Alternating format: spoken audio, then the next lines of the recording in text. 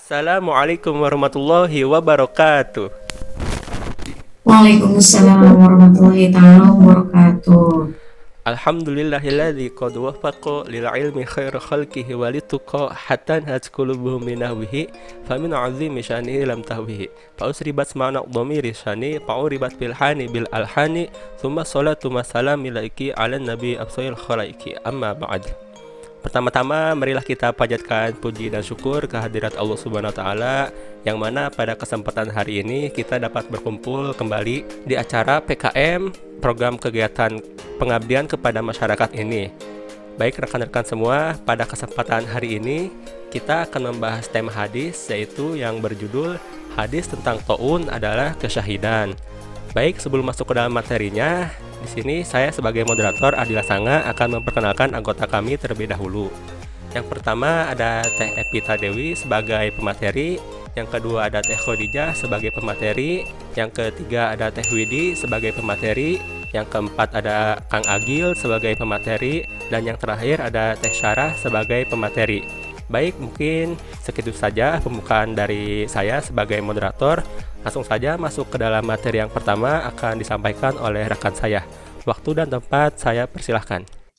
Baik, sebelumnya saya ucapkan terima kasih kepada moderator Kang Ahdillah. Perkenalkan, saya Khadijah. Di sini saya akan membacakan teks hadis tentang taun atau wabah adalah kesyahidan. Bismillahirrahmanirrahim.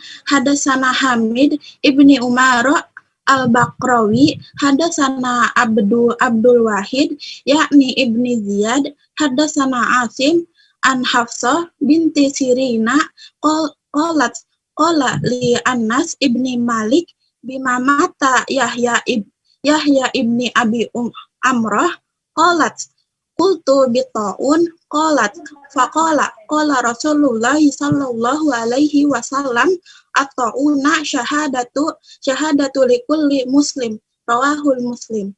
Sekian yang dapat saya paparkan, dilanjutkan oleh rekan saya berikutnya. Terima kasih. Baik, selanjutnya saya akan membacakan terjemahan dari hadis tadi. Langsung saja, artinya menceritakan kepada kami Hamid bin Umar al-Bakrawi, menceritakan kepada kami Abdul Wahid bin Ziyad, menceritakan kepada kami Asim dari Hafsah binti Sirin. Ia berkata, Anas bin Malik berkata kepadaku, Yahya bin Abi Amroh meninggal karena apa? Aku berkata, karena taun. Lalu Anas berkata, Rasulullah Shallallahu Alaihi Wasallam bersabda, taun adalah kesyahidan, dihitung syahid bagi setiap muslim. Hadis riwayat Muslim 4944. Terima kasih. Selanjutnya akan dijelaskan oleh materi berikutnya mengenai syarah hadis.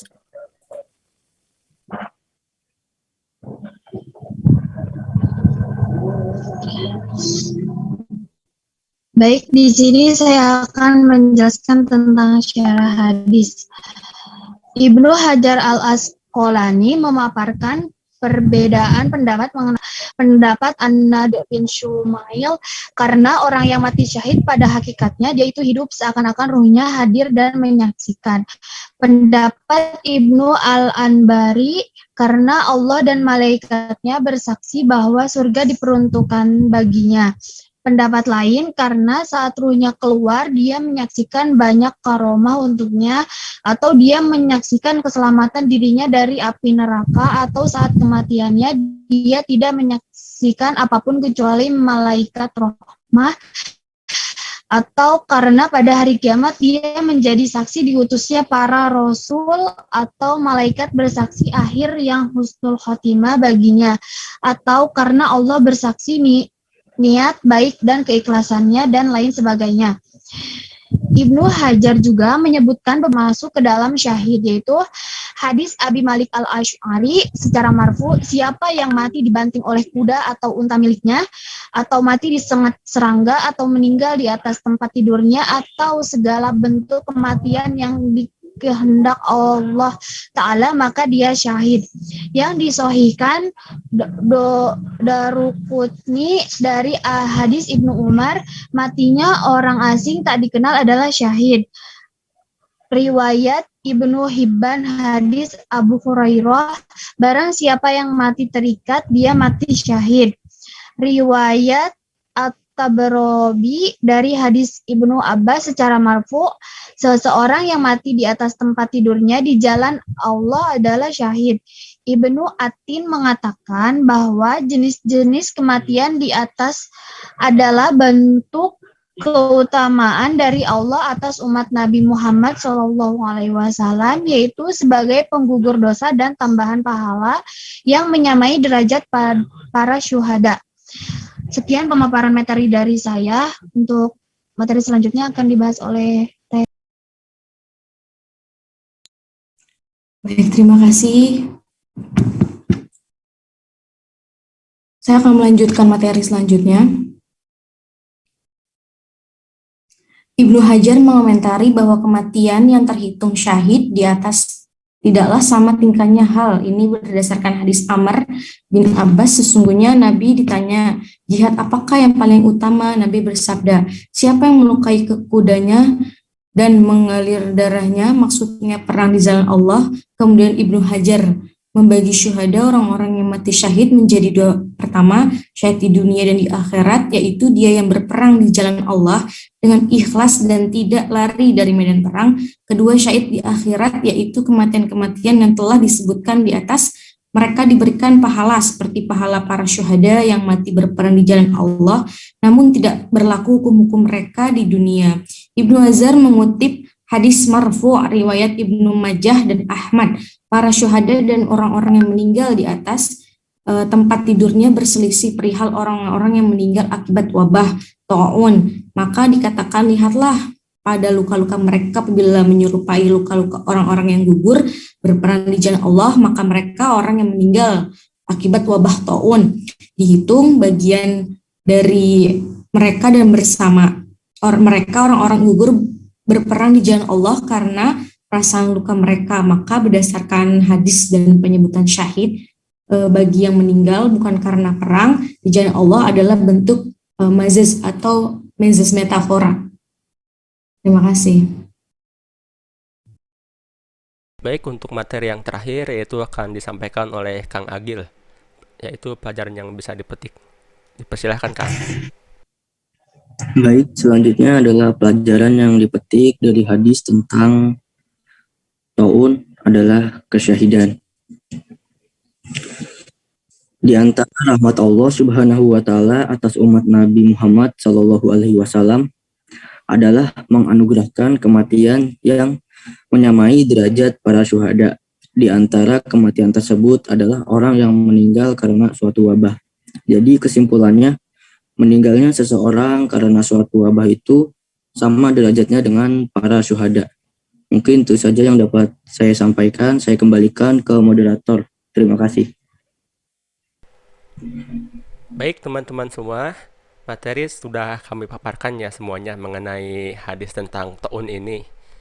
Baik, untuk sesi selanjutnya kami akan membuka sesi tanya jawab. Kami khususkan 3 penanya saja pada kesempatan hari ini. Baik, apakah ada yang ingin bertanya mengenai materi hari ini gitu? Dipersilahkan ya apabila yang ingin bertanya. Kang mau nanya boleh nggak? Ya, mangga. Mangga dipersilahkan. Sebenarnya mau bertanya, ta'un ya. Ta'un sendiri itu sejenis penyakit yang seperti apa sih? Pertama. Lalu kedua, dalam sejarah Islam apakah pernah ada nggak kejadian yang memang ta'un ini sudah melanda? Contoh seperti tadi sudah dijelaskan dalam Imam Ibnu Hajar Asqalani dalam kitabnya, yaitu Al-Badul Al-Ma'un fi Fadli At-Ta'un kan.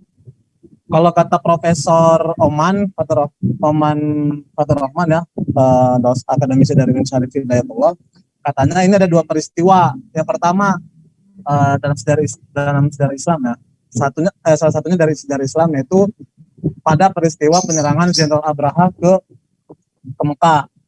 Ini merupakan suatu bentuk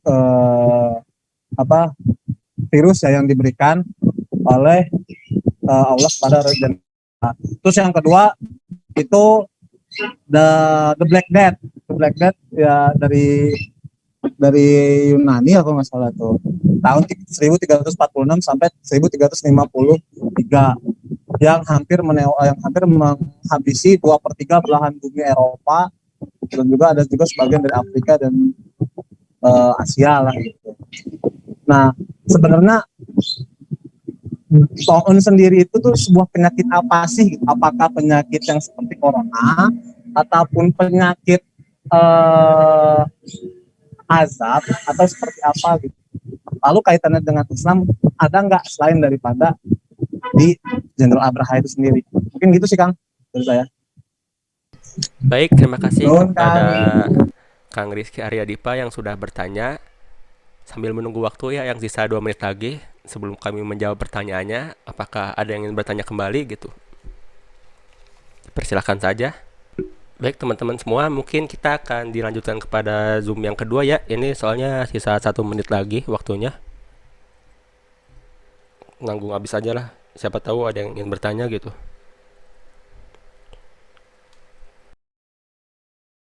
Baik, apakah ada yang ingin bertanya lagi? Sambil nunggu teman-teman yang masuk lagi ya. Saya bacakan dulu ya. Ini pertanyaannya dari Kevin Abdul Ghani. Ingin bertanya, pertanyaannya, apa sih pelajaran yang bisa dipetik dari hadis tentang taun adalah kesyahidan selain dari yang dipaparkan dari pemateri tadi? Baik, terima kasih kepada saudara Kevin. Selanjutnya kami akan ditampung terlebih dahulu ya. Moderator. Ya, silakan silakan. Apa mau jawab? Ya, saya ingin mencoba ya menjawab dari pertanyaannya saudara Kevin Abdul Ghani. Perihal apa sih yang dapat bisa dipetik tentang hadis tahun ini selain yang ada yang tadi dipaparkan di materi ya. Yang kita dapat petik dalam wabah tahun ini sebagai umat beragama merupakan bahagiaan atau dari ciptaan Allah Subhanahu wa taala yang mengandung beberapa hikmah ya dan pelajaran bagi kita semua selaku hambanya tentunya. Di dalam Al-Qur'an tentunya dijelaskan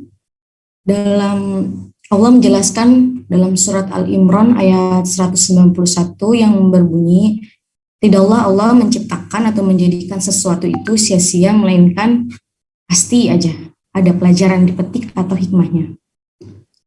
Oleh karenanya, dalam ajaran agama Islam, penyebaran suatu virus atau taun ya dapat diambil pelajarannya. Yang pertama, sebagai ujian keimanan kita dalam bentuk untuk meningkatkan kualitas keimanan serta ketakwaan hambanya jika kita terima dan kita hadapi dengan penuh keimanan, keikhlasan, keikhtiaran, serta kesabaran.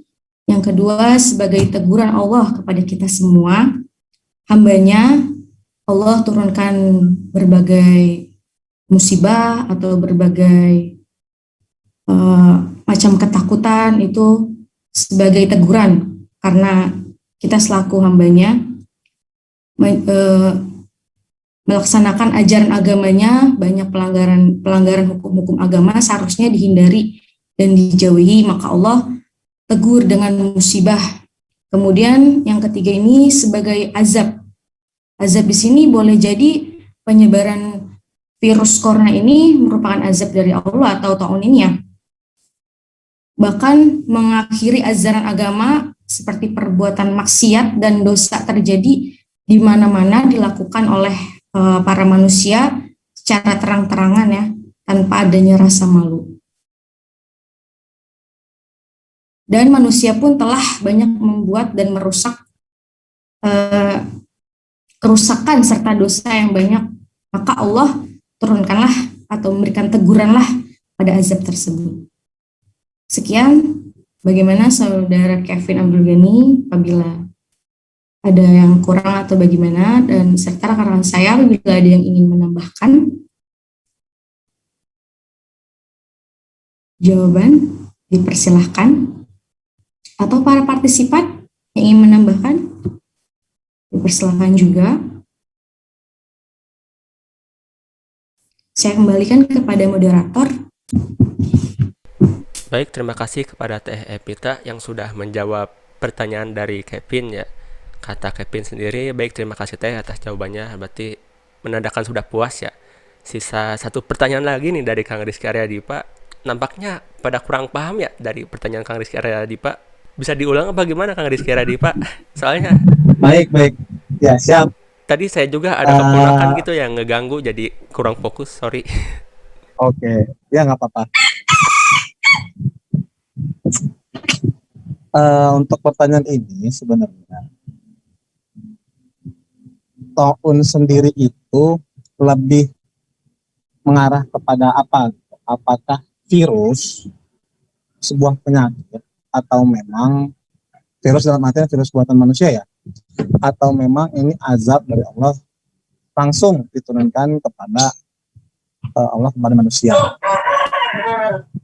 Lalu kalau misalkan kita rujuk kepada tadi pembahasan Ibnu Hajar Asqalani dalam kitabnya tadi kan yang dijabarkan oleh Profesor Oman selaku akademisi daripada UIN Syarif Hidayatullah, itu bahwasanya ada dua kejadian yang memang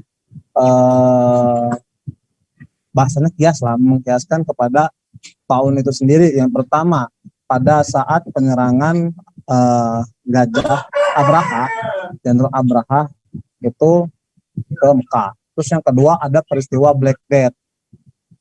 Ya, Black Death itu sebuah virus. Nah, kalau dalam ranah Islam sendiri, selain daripada Abraha itu sendiri, apakah masih ada cerita yang mengenai tentang peristiwa tahun itu sendiri?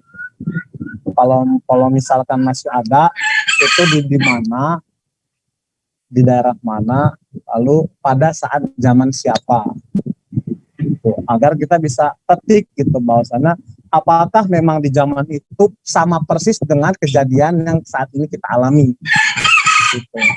Lalu kita bisa mengambil intisari daripada kejadian itu. Kalau bahasa filsafat kan, kalau orang yang tidak belajar sejarah 2000 tahun yang lalu itu adalah orang yang bodoh atau kesesatan. Nah, mungkin itu sih Kang pertanyaan saya. Makasih. Baik, terima kasih kepada Kang Rizky Aryadipa. Mungkin sudah bisa ditangkap ya inti dari pertanyaannya gitu. Jadi apakah tahun itu wabah atau virus itu atau sejenisnya? Terus intinya yang dapat saya tangkap itu katanya tahun ini kan pernah terjadi yang mengkiaskan pada zaman Abraha, dan juga apakah masih ada lagi gitu tahun-tahun yang sejenisnya seperti itu kan Kang ya intinya. Ya, Terus terakhir hikmahnya ya yang bisa kita petik atau apanya itu? Hikmah kan? iya benar, hikmah. Iya, hikmah daripada setiap kejadian tahun yang sudah lewat lah. Biar bisa kita ke depannya bisa mengantisipasi lah gitu bahasanya. Baik ya, mungkin ntar kami akan jawab saling bahu-membahu lah buat menjawabnya. Soalnya ada bercabang-cabang pertanyaannya. Baik, di sini saya akan mencoba menjawab pertanyaan dari Kang Rizky ya. Taun sendiri itu penyakit seperti apa sih, dan dalam Islam ada gak sih taun pada masa itu? Menurut kelompok kami, taun itu sendiri adalah wabah, seperti yang telah kami jelaskan pada materi awal. Wabah yang menyebar, kalau di zaman sekarang ini, penyakit yang sedang melanda di sebagian muka bumi ini ialah COVID-19 ya. Kira-kira contoh taun seperti itu. Terus, sepanjang sejarah di beberapa wilayah Islam telah terjadi beberapa wabah penyakit. Di antaranya, wabah yang paling menonjol adalah taun Amwas, terjadi pada tahun ke-18 Hijriah. Selanjutnya ada tahun Jarif, terjadi pada tahun 69 Hijriah. tahun Fatayat atau Asyaraf terjadi pada tahun 87 Hijriah. Tahun Muslim bin Qutaibah terjadi pada 131 Hijriah. Wabah-wabah yang terjadi pada masa dinasti Abbasiyah, Mamalik, dan Ayyubiyah di wilayah Islam bagian timur dan barat. Dari teman-teman ada yang ingin menambahkan? Boleh nambahin nggak? Iya, silahkan Teh, silahkan. Iya, mengenai apa sih gitu taun. Jadi taun itu mungkin sedikit aja ya nambahin. Taun itu wabah penyakit yang mematikan dan dia tuh bersifat menular gitu. Terus kalau misalkan dia mempunyai apa ya kayak menyebabkan banyak korban jiwa gitu. Dan dia tuh penyebarannya tuh luas. Itu tuh termasuk taun atau wabah ya gitu. Intinya mah taun itu kayak penyakit apa aja, tapi dia tuh bersifat mematikan, terus menyebar ke apa ya wilayah yang luas gitu. Terus korban jiwanya tuh banyak gitu, banyak memakan korban jiwa gitu. Terus kalau misalkan berkaitan dengan apa ada gitu wabah taun yang terjadi di sejarah Islam gitu sebenarnya udah ada ya di materi yang pertama kita bawain gitu. Kalau misalkan kalian ngikutin gitu, itu ada kok di situ. Jadi bisa dibaca lagi aja gitu di PowerPoint atau materi yang pertama. Kemudian apa lagi tuh? Ya pokoknya itu aja sih dari saya. Terima kasih. Izin menambahkan ya, mungkin untuk hikmah yang bisa dipetik ya mengenai wabah, yang mengkiaskan mengenai wabah itu seperti azab. Yang dapat saya contohkan sendiri ya, misalkan pada zaman Nabi ya, tepatnya mungkin saya contohkannya ada umat Nabi Lut yang diazab gara-gara apa sih, cowok sama cowok gay gitu ya, atau LGBT gitu. Soalnya kan itu merupakan penyimpangan agama ya yang dapat saya sebutkan sendiri. Soalnya kan masih banyak gitu, misalkan cewek sama cowok kenapa harus sesama jenis gitu. Makanya Allah turunkan azab berupa penyakit, kalau gak salah ya penyakit atau apa, saya juga lupa gitu, lupa ingat. Intinya kayak taun sendiri, mungkin taun yang dapat dikiaskan contohnya itu seperti kaum Nabi Lut itu. Nah, hikmah yang dapat kita ambil ya mungkin kita harus perbaiki diri kita sendiri. Apakah diri kita atau kelompok kita dan lebih luasnya negara kita sudah benar-benar taat kepada Allah gitu. Soalnya yang saya ingat sendiri kan dari perkataan almarhum Zainuddin MZ, apabila dari negara kita ada yang bermaksiat, berzina atau LGBT, kan yang maksiat dia gitu ya, yang berzina dia. Sedangkan untuk musibahnya sendiri kena dampaknya semuanya gitu, bukan cuma dia. Ngerti gak Kang Rizky? Mungkin seperti itu saja sih yang dapat saya sampaikan. Ya Kang, mengerti. Itu juga pernah dibahas ya kalau tidak salah oleh Habib Bahar, seingat saya. Apa yang dijelaskan itu sama persis dengan apa yang disampaikan. Betul, maksudnya Kang, kenapa saya bertanya apakah ada memang dari Islam sendiri banyak ya. Tadi sudah dijelaskan gitu kan. Contohnya juga dari kasus Umar bin Khattab pernah dilanda suatu musibah, sama terus juga tadi atau tadi Umayyah apa Habasyah tadi kalau nggak salah, itu banyak sekali ya di Islam. Terus juga memang ini mah pendapat saya Kang ya, sharing-sharing aja kita. Terus juga untuk terjadi secara global memang ada juga taun yang memang kalau menurut saya hampir satu abad ataupun beberapa puluh tahun itu pasti selalu ada penyakitnya. Contohnya waktu itu ada Ebola tahunnya, terus juga Black Death tadi salah satunya yang di Amerika. Terus juga ada di Indonesia masuk kepada flu burung, terus juga ada flu babi, dan juga ada wabah-wabah yang lainnya. Terkadang memang ada wabah yang memang bisa disembuhkan secara medis, ada juga yang memang wabah yang bisa disembuhkan tidak secara medis, ada juga wabah yang memang bisa disembuhkan secara politik. Kalau kata Menteri Kesehatan tahun 2000 berapa itu ya, pada zaman SBY kalau tidak salah, yang waktu itu dia mengurusi virus entah flu burung ataupun flu babi gitu, bahwasanya ini virus tidak berbahaya katanya, tapi bisa kita sembuhkan dengan politik. Jadi apa? Terkadang memang ada sebuah penyakit yang memang dibuat secara tidak langsung oleh manusia untuk menghanguskan manusia itu sendiri dari permukaan. Salah satu contohnya adalah virus corona ini. Tanpa kita sadari bahwa memang ini masih teori konspirasi ya, nggak tahu benar, nggak tahu enggak. Katanya memang virus ini memang bukan dari Cina. Ada yang mengatakan bahwa Cina itu hanya sebatas boneka saja, Amerika salah satunya boneka. Tapi yang memegang kendali keadaan dunia ini adalah kaum Wahyudi, Zionis Israel katanya. Yang memegang tatanan ekonomi dunia ataupun memegang kendali dunia ini, ada yang mengatakan bahwa ini adalah Zionis Israel. Kenapa? Israel sampai kapanpun memang tidak suka terhadap Islam.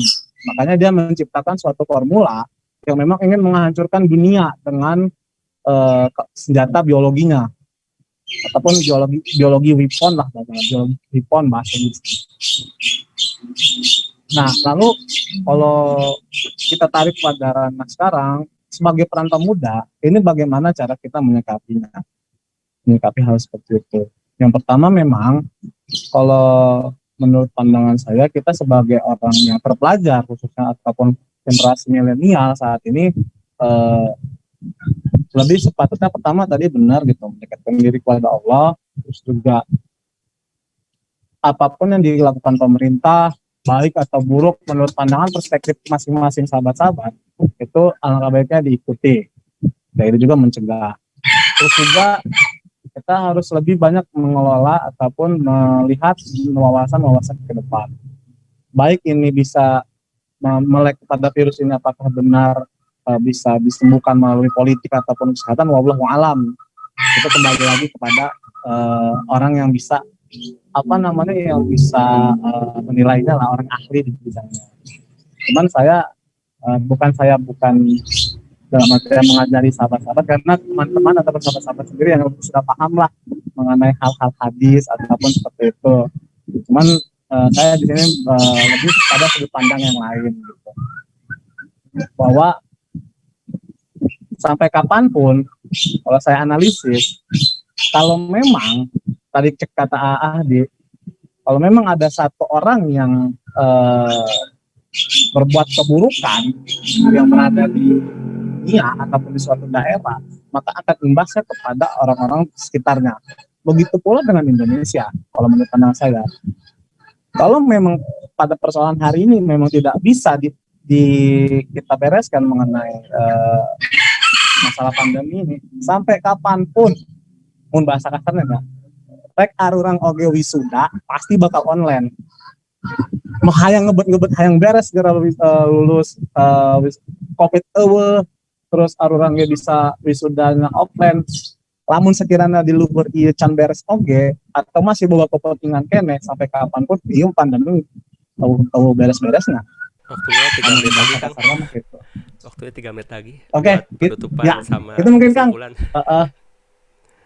Mungkin itu sih dari saya. Aduh, punten ya, Mak. Gak apa-apa, kita sharing-sharing aja sih. Lebih banyak ilmu juga kan lebih bagus ya. Sudah cukup Iya, atau baterai ABOG 31%. Cukup. Udah ya. Mungkin itu aja sih dari saya. Lebih kurangnya mohon maaf kalau panjang lebar. Kesempurnaan milik Allah, kesalahan milik setan, ya saya hanya korbannya. Wallahul muwaffiq ila aqwamit thoriq. Wassalamualaikum warahmatullahi wabarakatuh. Waalaikumsalam warahmatullahi wabarakatuh. Waalaikumsalam warahmatullahi wabarakatuh. Terima kasih kepada Kang Rizky Aryadipa dan rekan-rekan semua yang telah menghadiri acara Zoom pada kesempatan hari ini. Sebelum saya tutup pada kesempatan hari ini, alangkah baiknya kepada Kang Agil ya buat membacakan kesimpulan.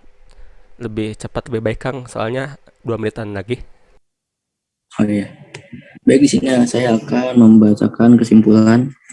Sejarah akan terus berulang, hanya tokoh-tokohnya saja yang berbeda. Umat Islam dari dulu hingga kini menjadi saksi berbagai jenis wabah dan bencana. Karena dengan itu, manusia yang berpikir akan mengambil banyak hikmah dan pelajaran.